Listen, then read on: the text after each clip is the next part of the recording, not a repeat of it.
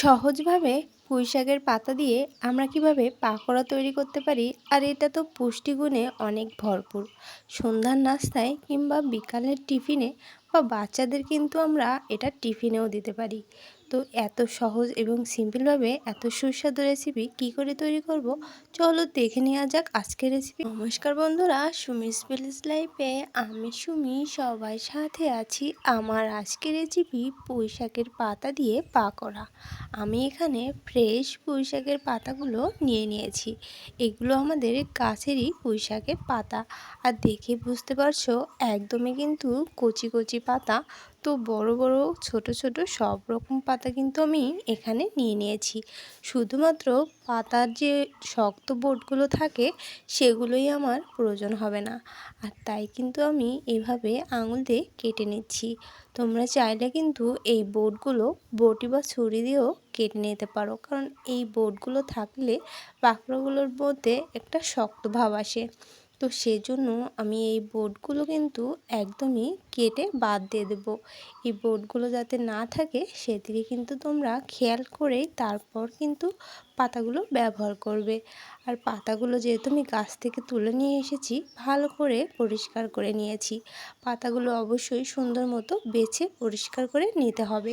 তো আমার এখানে পাতাগুলো সমস্তই পরিষ্কার করা রয়েছে।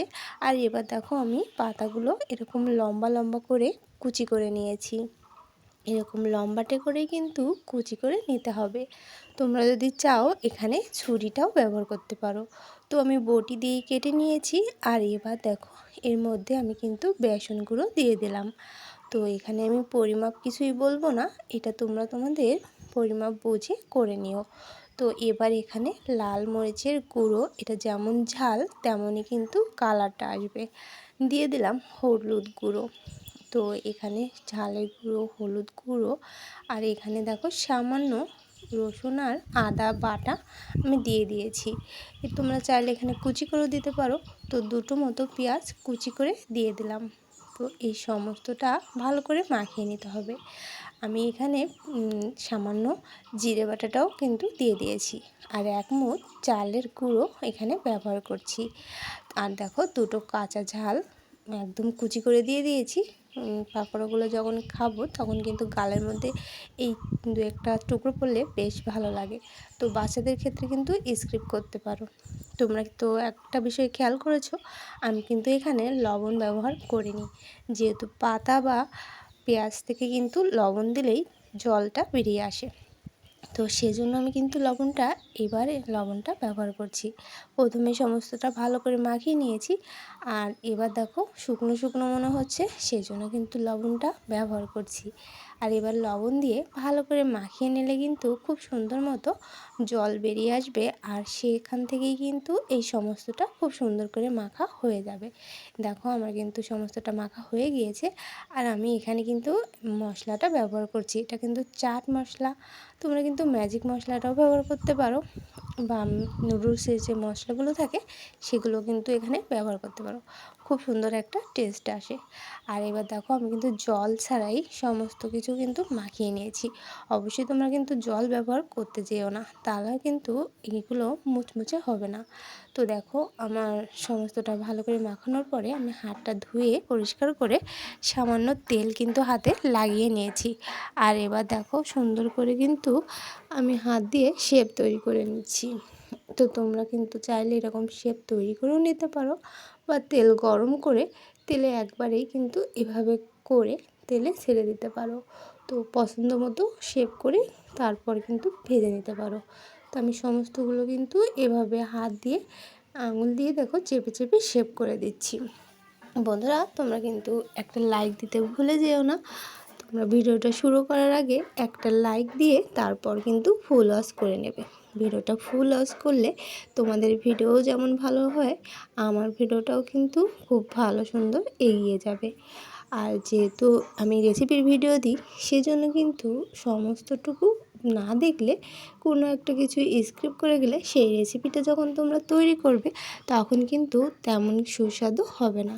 সেজন্য একদমই স্কিপ না করে সমস্তটা প্রথম থেকে শেষ পর্যন্ত দেখে নিও। আর এবার আমার সমস্তটা করা হয়ে গিয়েছে। আমি কিছুটা সাদা তেল গরম করতে দিয়েছি।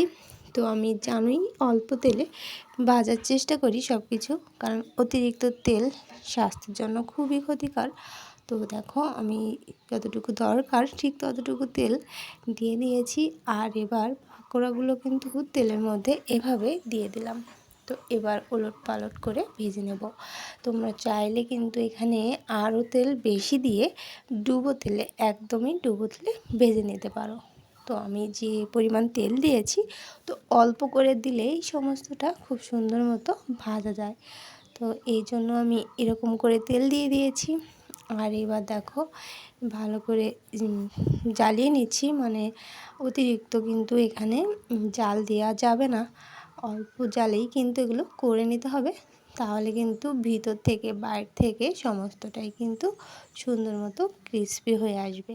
যেহেতু চালের গুঁড়ো দিয়েছি আর বেসন দিয়েছি, সেজন্য কিন্তু একটু সময় নিয়ে অল্প জালেই একরকম খুব সুন্দর করে আস্তে ধীরে ভেজে নিলেই কিন্তু একদম মচমচে পাকোড়া রেডি হয়ে যাবে।